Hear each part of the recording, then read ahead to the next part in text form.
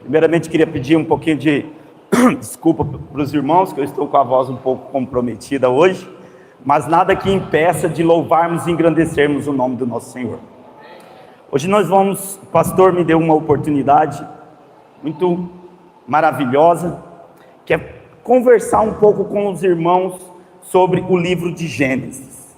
Como todos sabem, estou fazendo a faculdade de bacharel em teologia.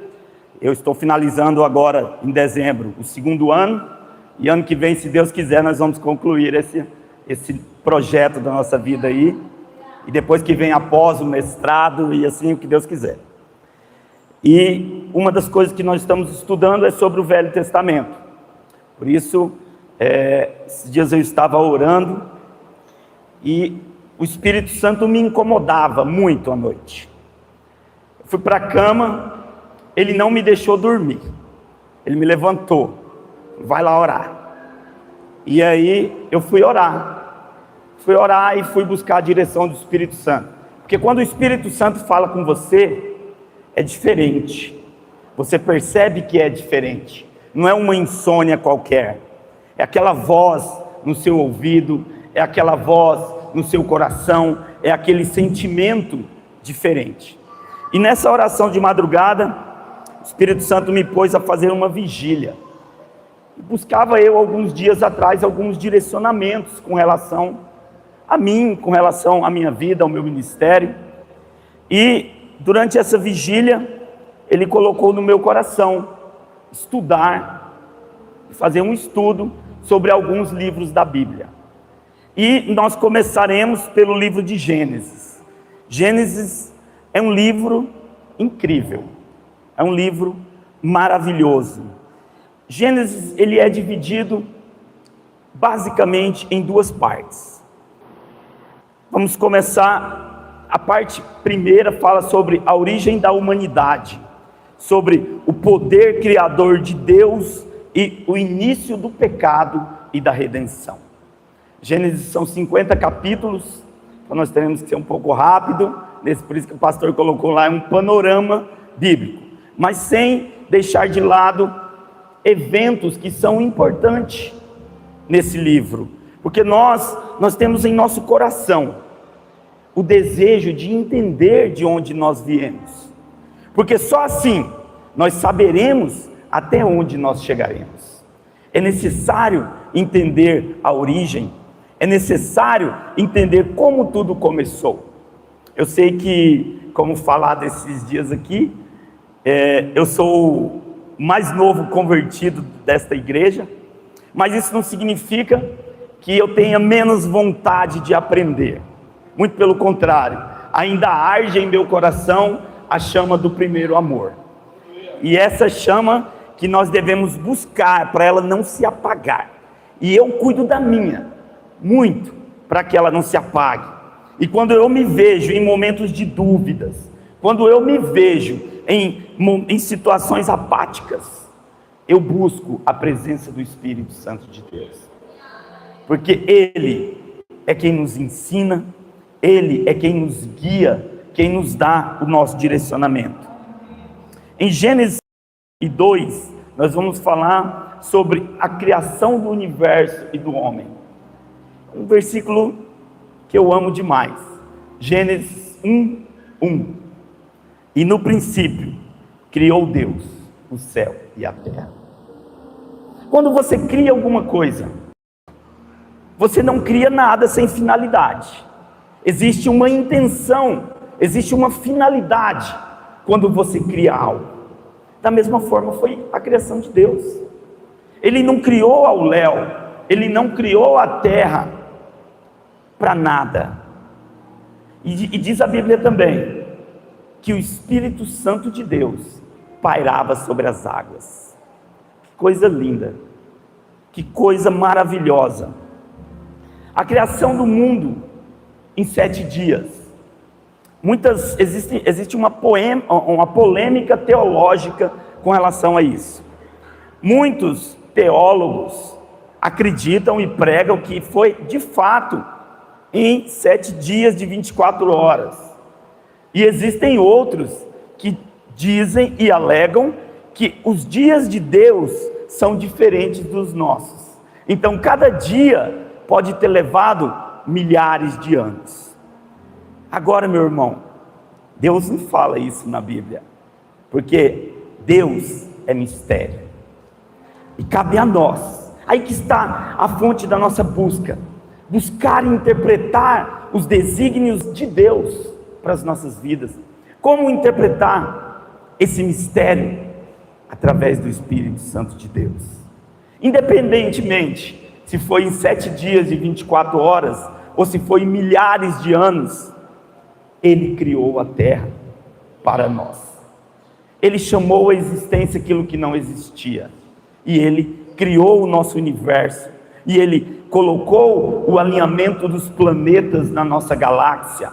E Ele criou todas as outras milhares de galáxias que existem no nosso universo. Uma coisa que eu penso, tem gente que diz que se houver alienígena por aí em algum planeta, então aonde fica Deus? Eu digo que se houver milhões de planetas habitados no nosso universo, todos foram criados por Deus. Todos, inclusive o nosso, que nós somos muito amados por Ele, nós somos a sua imagem e a sua semelhança. Em Gênesis 1:26, diz assim: façamos o homem à nossa imagem, conforme a nossa semelhança. E então, Ele nos deu o domínio sobre tudo o que foi criado. Essa imagem, esse versículo, ele expressa a singularidade da criação de Deus. Ele revela o propósito. Fomos criados para refletir o caráter e o domínio amoroso de Deus sobre o mundo. Refletir o caráter e o domínio amoroso de Deus. Por isso Ele nos fez a sua imagem, para que nós pudéssemos espelhar esse domínio, para que pudéssemos espelhar este amor pela criação de Deus. Ser a imagem de Deus não é refletir no espelho a aparência física de Deus. Eu tenho certeza que todos sabem disso. É refletir sim o caráter divino através do amor, através da justiça, através da misericórdia, através da bondade, através da fidelidade, através da criatividade, através da verdade e através de muitas outras características que herdamos ao sermos a imagem de Deus. O que nos faz a imagem e semelhança de Deus é o nosso caráter, é aquilo que podemos ser. Tá certo que muitos humanos são mais a semelhança do diabo, né? Mas Deus não criou o ser humano para isso. Ele nos criou para sermos a imagem dele. Imagem essa que foi corrompida com o passar do tempo. Gênesis capítulo 2 nos fala sobre a criação do homem, sobre a instalação do homem no jardim do Éden e a criação da mulher. Viu Deus que o homem precisava de uma companheira. Eu sou muito grato, Senhor, obrigado, porque foi a mulher. Já pensou se fosse outro homem?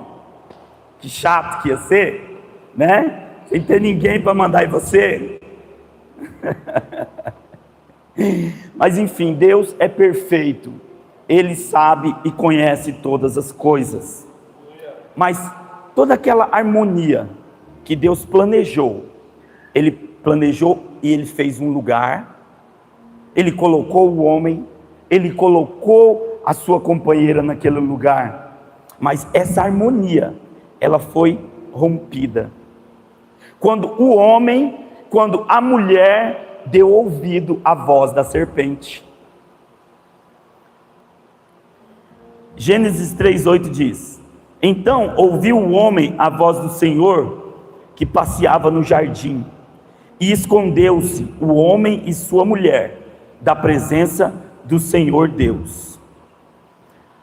Esse versículo mostra o resultado imediato do pecado, a separação e medo diante de Deus.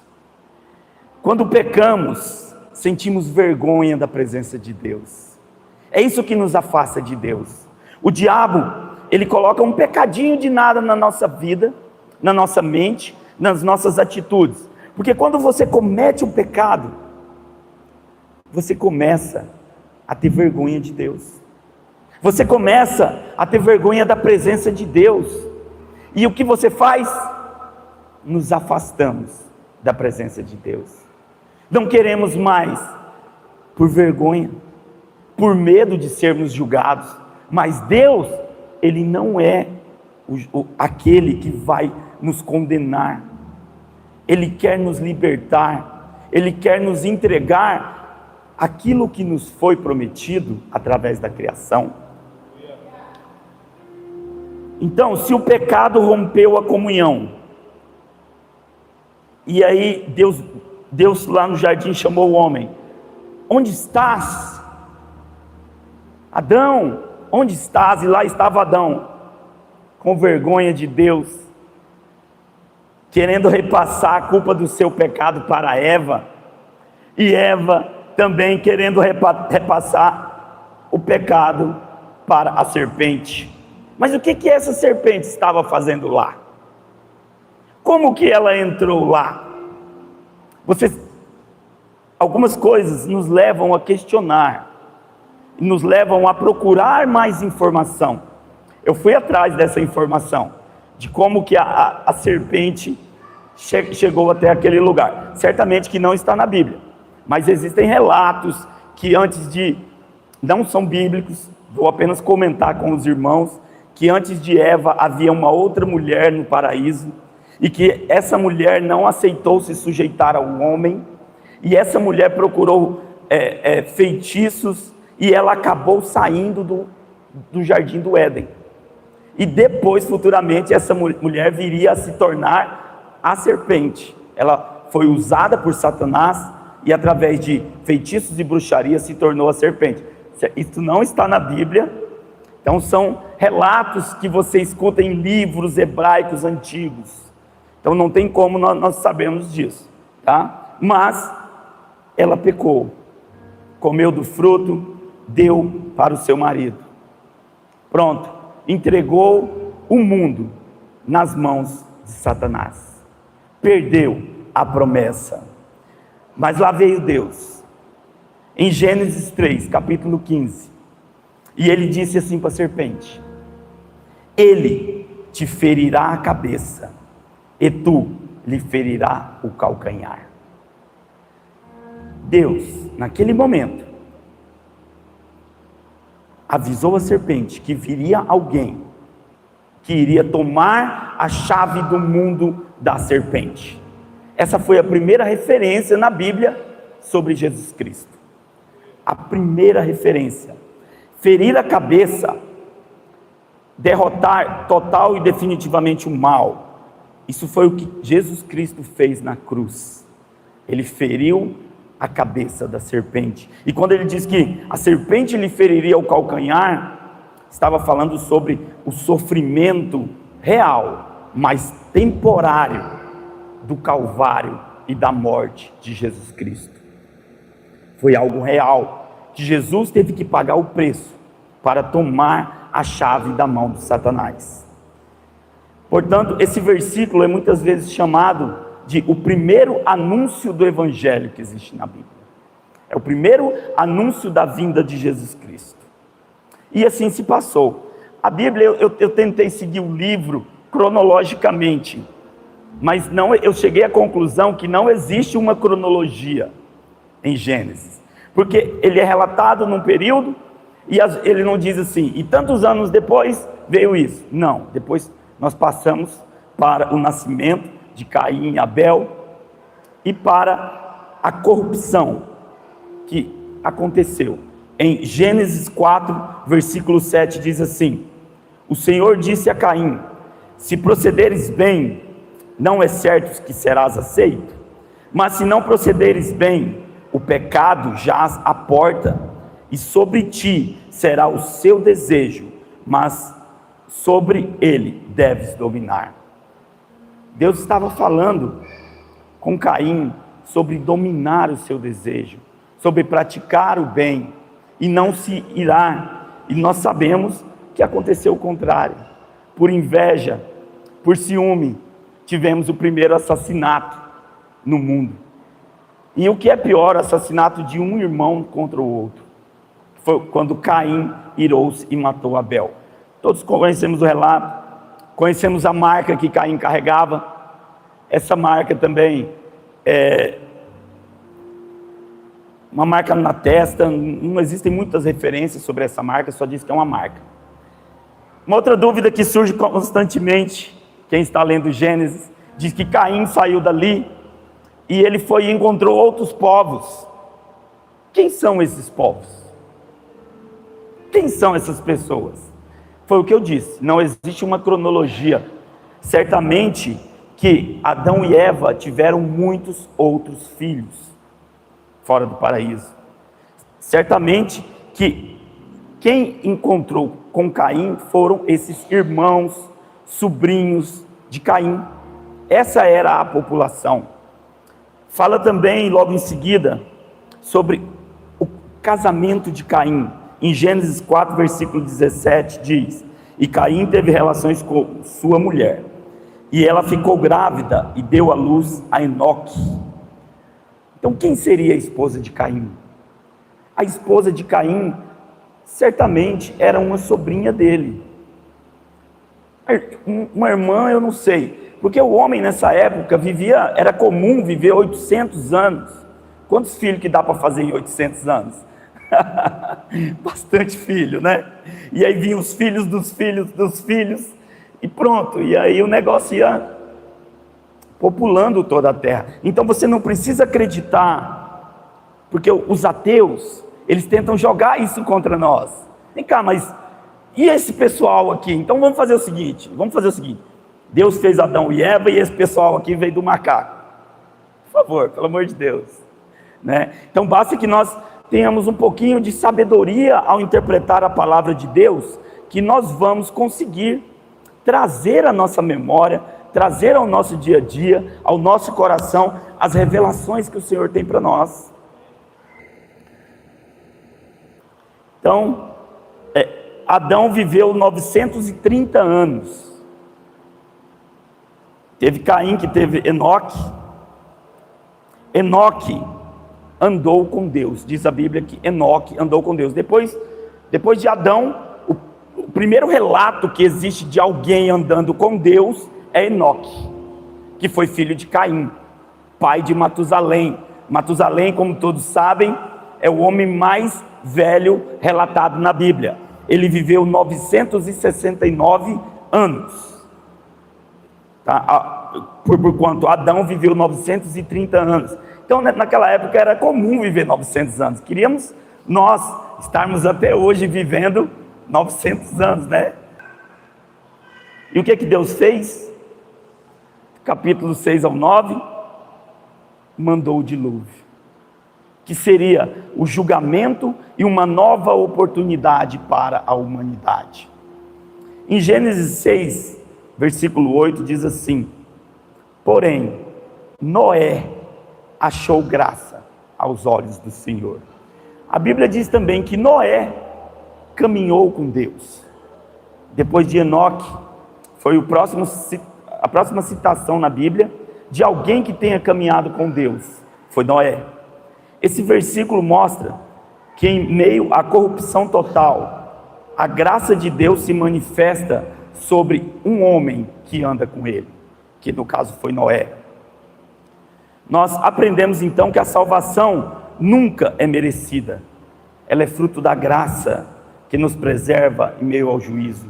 O pastor deu aqui um ensinamento aqui, eu me lembro perfeitamente, falou várias vezes que nós recebemos a salvação através da graça. Aí veio sobre o dilúvio, eu fiquei em dúvida, porque todos ficaram na arca por mais de um ano. O que eles comiam lá na arca?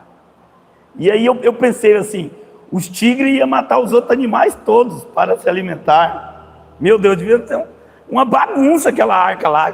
Como que isso aconteceu? Acontece que na Bíblia, Antes do dilúvio, Deus não fala sobre animais carnívoros. Antes do dilúvio, todos comiam frutos e sementes. Toda a alimentação vinha da terra. Não existia o alimento através da carne.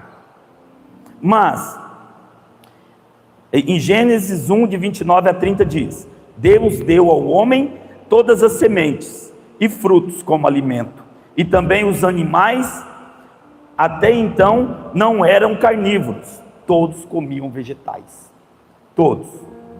Somente após o dilúvio, em Gênesis capítulo 9, versículo 3, Deus faz uma nova aliança com o homem, permitindo que ele coma carne. Ele diz: tudo que vive e se move será alimento para vocês. Assim como dei os vegetais, agora dou a vocês todas as coisas. Somente aí. Então aí eu imagino que foi mais tranquilo para Noé acalmar os animais na arca, porque os animais também não comiam carne ainda. E por que Deus deu a Noé a carne? Porque devido ao dilúvio, mudou o relevo da terra. A terra foi devastada pelo dilúvio. E acabou que o relevo levou um tempo para se recuperar, até que ele pudesse plantar novamente, até que ele pudesse, a agricultura vir a ser uma fonte de alimento para ele e sua família. Por isso, Deus permitiu que ele se alimentasse de alguns animais. Por isso, a criação da ovelha, por isso que eles domesticaram alguns animais para que pudessem se alimentar de sua carne sem prejudicar o meio ambiente, sem prejudicar a continuidade da espécie. O próximo grande evento que acontece na Bíblia é a Torre de Babel. Lá no capítulo 11, no versículo 4 diz: e disseram: vinde, edifiquemos para nós uma cidade e uma torre, cujo topo chega até os céus, e tornemos célebre o nosso nome. Olha aí, o homem já querendo honra para si. Esse é um versículo muito conhecido na Bíblia também. O homem querendo autossuficiência e a vaidade, ao invés da submissão a Deus. Isso explica a origem da multiplicidade de línguas e dispersão dos povos no mundo. É uma coisa, quando eu era criança, eu queria entender por que a gente fala português, eles falam inglês, o outro fala chinês. Para que isso, meu Deus? Por que a gente não fala tudo a mesma língua? Então, através deste evento na Bíblia, explica essa variação nos idiomas. Nós vimos então que toda tentativa de construir a vida sem Deus termina em confusão e dispersão. Somente a humildade restaura a unidade verdadeira. O pecado não destrói o plano de Deus. Ele revela a necessidade da redenção, mesmo diante da queda. Deus continua atuando com misericórdia. Então, até o capítulo 11, nós tivemos aqui a primeira parte de Gênesis, que ela é a ruína do homem pela rebelião e soberba, e o início do plano divino de restauração. Até aí nós vimos vários eventos, falamos sobre a criação da terra, falamos sobre a criação do homem, falamos sobre o objetivo, a entrega da chave para Satanás. Mas vem cá, e aí me surgiu uma dúvida muito grande, e nessa busca pelo Espírito Santo, nós sabemos que Gênesis foi escrito por Moisés. Quando? Gênesis foi escrito por Moisés no período do Êxodo, quando eles saíram lá do Egito em busca da terra prometida. Como isso foi aproximadamente entre 1500 e 1200 anos antes de Cristo. Como que Moisés sabia dessas coisas todas? Como que poderia Moisés saber de tudo isso com uma riqueza tão grande de detalhes? Essa dúvida veio à minha mente, é normal, é natural, nós devemos ter dúvidas mesmo, não duvidar da presença de Deus ou do seu poder, mas a dúvida ela traz aprendizado, e nós estamos aqui em um ensino bíblico, então eu fui buscar essa informação. Pesquisadores, para chegar a essa conclusão da data, eles estudaram a linguagem do texto que foi escrito, o estilo literário e as influências culturais daquela época, para entender em que ano Moisés escreveu a Bíblia. Gênesis. Eles perceberam que Gênesis parece ser formada por várias tradições antigas reunidas posteriormente. Alguns elementos podem ser ainda mais antigos, transmitidos oralmente por centenas de anos antes de serem escritos. Antes tinha os contadores de história, e as pessoas se reuniam em volta da lareira, da fogueira, e estavam ali atentas a ouvir as pessoas, porque não existia escrita, não existia a comunicação através das palavras. Então, onde Moisés obteve essas informações que foram escritas? Primeiro, revelação direta de Deus, eu creio, sem depender de testemunho humano para eventos descritos. Segunda fonte de informação, tradição dos hebreus. Essas narrativas eram preservadas na memória coletiva e passadas de geração a geração. Então, e registros antigos existentes, genealogia familiares, relatos de artigos preservados nos clãs, histórias de patriarcas mantidas nas tribos. Então as pessoas não tinham escrita, elas tinham que decorar a história. A história era passada de pai para filho, e de pai para filho, e de pai para filho. E eu tenho certeza que depois, após o dilúvio, Noé contou essa história para os seus filhos, que passaram para os seus filhos. Então, na visão religiosa, Gênesis combina revelação divina, mais tradição oral antiga, mais registros antigos. Eu tenho certeza que Moisés lá falou: rapaz, vou escrever Gênesis, vou escrever lá esse livro da criação, para que as pessoas do futuro tenham, nossos sucessores tenham relatos de como tudo aconteceu. E Moisés foi muito mais além, ele escreveu os 5 primeiros livros da Bíblia. Então ele era um homem letrado, ele era um homem capacitado, ele tinha capacidade. Certamente que essa capacidade foi dada a ele pelo Espírito Santo de Deus. Se ele não tivesse tido essa coragem, essa audácia e capacidade, nós hoje não teríamos esse livro tão maravilhoso, que nos ensina, que nos mostra como tudo começou, né? Então eu tenho certeza que Moisés, ele juntou o que ele tinha ali, mas com certeza as coisas, muitas não tinham conexão. É onde entrou o Espírito Santo de Deus, onde entrou a revelação e direcionou ele corretamente por onde ele deveria andar. E assim nós tivemos, através da escrita de Moisés, o livro da criação, que é Gênesis. Após o relato da Torre de Babel, eu acho incrível, já fala sobre Abraão, lá no capítulo 12. E aí eu falei: mas meu Deus, e aqui, o que aconteceu nesse tempo aqui? Está falando da Torre de Babel, de repente já entra em Abraão. E aí eu fui pesquisar, eu descobri que entre a Torre de Babel e Abraão, levaram 300 anos, que não tem relato na Bíblia sobre esses 300 anos. Então se passaram 300 anos. Lá no capítulo 12, no versículo 1, Deus diz a Abraão: sai da tua terra, da tua parentela e da casa de seu pai, e vai para a terra que eu te mostrarei. E ali começa a grande saga do povo de Israel, do povo do qual nasceria aquele que iria pisar e esmagar a cabeça da serpente, através de Abraão. E aqui começa a grande história dos patriarcas. Do capítulo 12 ao capítulo 50, nos conta, nos relata em detalhes toda essa história. Aí eu acredito que Moisés já tenha tido relato dos hebreus sobre Abraão, que já existia nessa época aí uma escrita, alguma forma de transmitir informação para seus descendentes, e é onde ele foi atrás disso aí.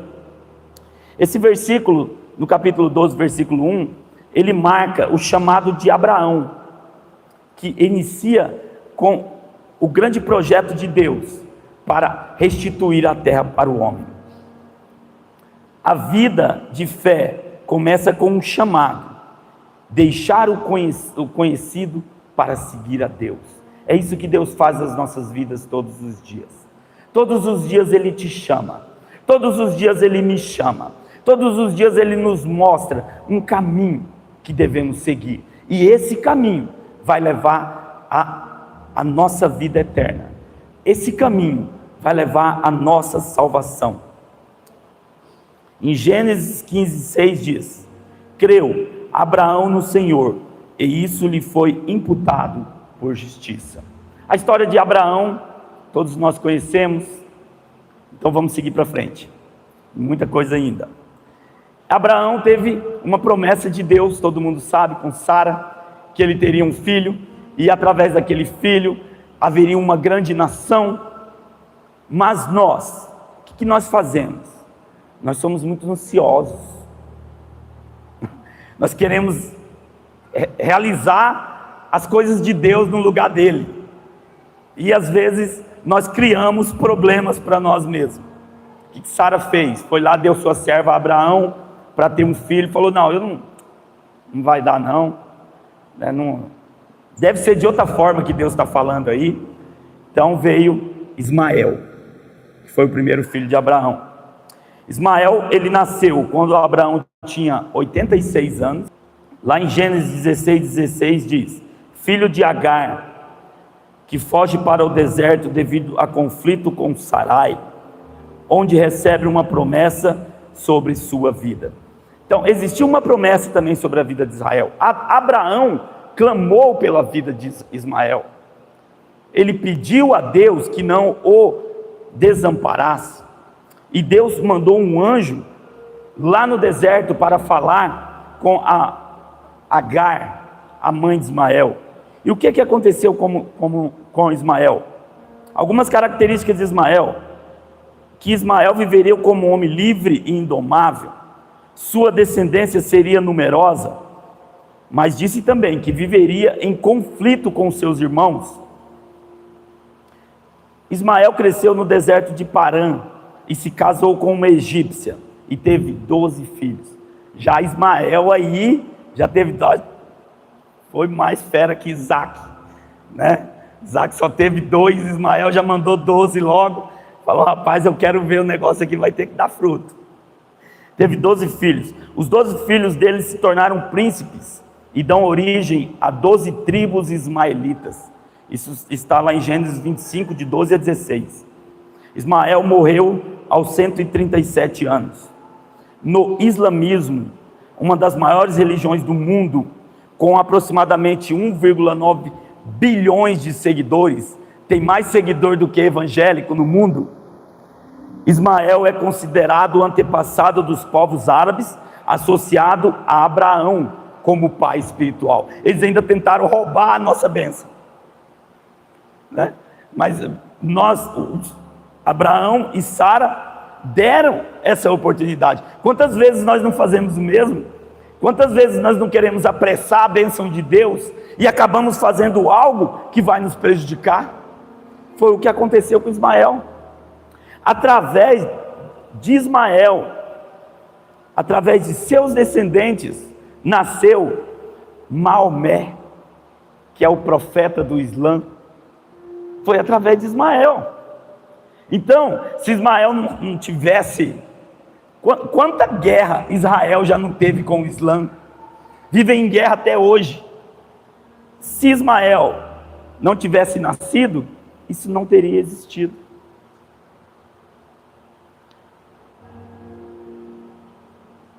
Deus é fiel, mesmo quando o homem é limitado. Em Gênesis 26, 3, diz: habita nessa terra e eu serei contigo, e te abençoarei, porque a ti e a tua descendência darei todas essas terras, e confirmei o juramento que fiz a Abraão, teu pai. Essa foi a promessa de Deus para Isaque.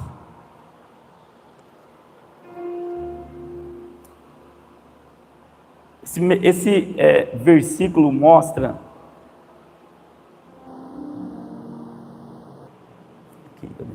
a fidelidade de Deus. Deus prometeu a Abraão e a Sara que eles teriam descendentes como a areia do mar, como as estrelas do céu, mesmo eles tendo tentado, através de um artifício humano, com Ismael e Agar, Deus continuou fiel e deu Isaque, seu filho. Algumas curiosidades sobre Isaque: nascimento milagroso aos 100 anos de Abraão, sacrifício interrompido no Monte Moriá, quando Deus pediu que Abraão confirmasse a sua fé no seu ministério e pediu que ele sacrificasse o seu filho. Uma curiosidade sobre esse Monte Moriá: o Monte Moriá é onde Salomão construiu o templo do Senhor em Jerusalém. Lá onde Abraão iria sacrificar o seu filho, aliás, Isaque, é onde foi construído o templo de Jerusalém. Ali naquela região também é onde Jesus Cristo foi crucificado. Deus mandou Abraão sair da sua terra, andar vários dias até o monte onde o seu filho Jesus Cristo seria sacrificado, para prová-lo, para ver se ele merecia realmente tudo aquilo que Deus tinha para ele. Isaque casou-se com Rebeca, que também era estéril, mas Deus atendeu a sua oração e ela concebe filhos gêmeos, Esaú e Jacó.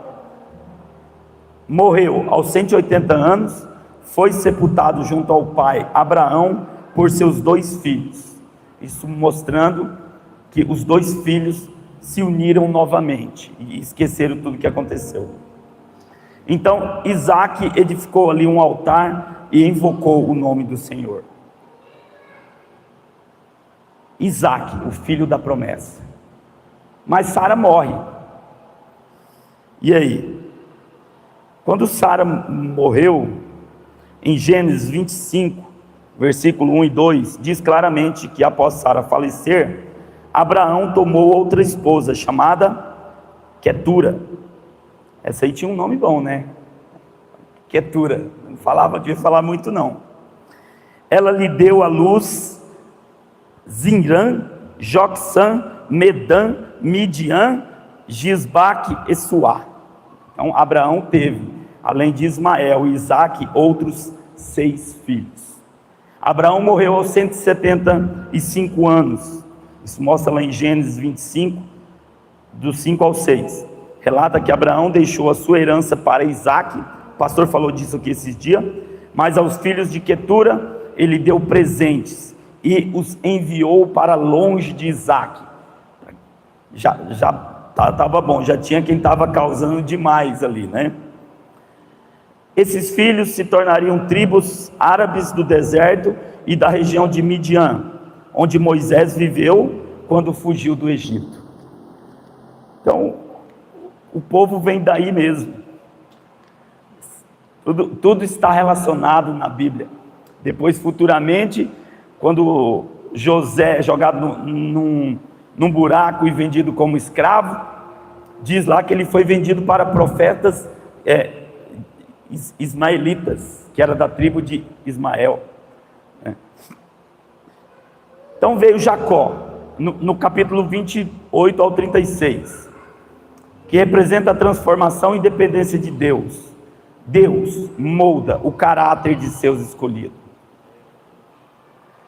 Jacó era astuto e mais ligado às tarefas domésticas, ele era mais do ladinho da mamãe, e o contrário do seu irmão Esaú, que era caçador e era o preferido de Isaque. Em Gênesis 25, 29 a 30, relata como Jacó compra a primogenitura de Esaú com um prato de comida. Acredito que essa história é conhecida por todos, né? Jacó pegou seu irmão faminto e trocou com ele, através de um prato de comida, a primogenitura. Em Gênesis 27, nos mostra como ele engana seu pai e recebe a bênção destinada ao primogênito. Isso obriga ele a fugir para a casa de seu tio Labão, para evitar a ira de Esaú. Casa-se com as suas duas filhas, Lia e Raquel. Na verdade, todo mundo conhece essa história. Ele se apaixonou por Raquel e ele prometeu trabalhar um período para Labão para poder se casar com Raquel. Labão enganou ele porque Lia era mais velha e ele teve que casar com Lia primeiro para depois casar-se com Raquel. Ao retornar para Canaã, tem um encontro misterioso e luta a noite inteira com um anjo. Está em Gênesis 32, 26. Não te deixarei ir, se não me abençoares. Esse momento foi um dos momentos em que Deus estava provando Jacó. Deus nos prova, para ver se somos dignos da bênção que Ele quer nos entregar. Esse versículo representa um ponto de virada na vida de Jacó, que era conhecido como o enganador, transformando em Israel, aquele que luta com Deus e vence. Eu estou correndo um pouco agora por causa do tempo, meus irmãos. Versículo: já que não te chamarás Jacó, e sim Israel, pois como príncipe lutaste com Deus e com o homem, e prevalecestes. Está em Gênesis 32, 28. E aí nós temos toda uma saga. Nós sabemos que Jacó teve 12 filhos, que seriam depois as 12 tribos de Israel, né? E o seu preferido era José, que era seu filho mais novo, que agora é o protagonista do Gênesis 37 a 50. José significa providência e redenção. Ele foi vendido como escravo ao Egito pelos irmãos. Ele foi traído na casa de Potifar e foi preso. Deus honrou ele através de um sonho. Ele interpretava os sonhos. Todo mundo conhece essa história. Eu não vou ficar me atendo a essas histórias, porque eu sei que todo mundo já conhece. Então ele interpretou o sonho de Faraó e ele se tornou governador do Egito. Tempos depois, ele se reencontrou com os irmãos dele, lá no Egito, que foram atrás de alimento. Algumas características do legado de José: ele era um homem íntegro, ele permaneceu fiel a Deus, mesmo diante das injustiças. Ele era um administrador sábio, ele possui uma sabedoria divina, e através dele, muitas nações foram libertas da fome. Ele era um exemplo de perdão e reconciliação, porque ele perdoou os irmãos dele e se reconciliou com eles. E nós podemos tirar muitas lições espirituais de vidas através de José. Em Gênesis 50, versículo 20 diz: vós bem intentastes o mal contra mim, porém Deus o intentou para o bem, para fazer como se vê neste dia, para conservar muita gente com vida. Amém, meus irmãos? Gênesis é um livro incrível. Ele nos traz muitos relatos, muitas aplicações práticas. Ele nos diz que Deus tem um propósito. Tudo que Ele começa, Ele termina. Mesmo quando parece o caos, Ele está criando algo novo para nós. Ele nos diz que o pecado destrói, mas a graça reconstrói. Ele nos diz que a fé é o caminho da promessa. Como Abraão, somos chamados a crer sem ver, e de preferência, não tentar criar atalhos para a solução de Deus. Deixa que Deus, no tempo certo, fará com que as coisas aconteçam. A providência de Deus é perfeita. Esse versículo: o mal que feriu pode ser o meio que Deus usa para te elevar, como aconteceu com José. O mal que feriu José foi o que levou a ser governador do Egito. E assim, através desse pequeno panorama, espero que Deus possa falar aos corações dos irmãos. Espero que Ele possa instigá-los a ter mais curiosidade sobre Gênesis. Você pode ir na sua casa depois, no momento, com tempo. Nós vamos começar agora 2026. Talvez seja a hora de lermos a Bíblia novamente, né? Eu já li umas 2 vezes e comecei a terceira agora. Só que agora eu estou lendo com propósito. Lendo e interpretando cada livro e buscando de cada versículo, de cada capítulo, o que eu posso extrair mais disso para a minha vida. E não lendo apenas como um livro qualquer. Então, espero que o Espírito Santo toque no coração de vocês e que Ele coloque em vocês também o desejo de aprender mais sobre o nosso Senhor. E assim eu tenho certeza que Deus vai completar a obra que Ele começou em vocês.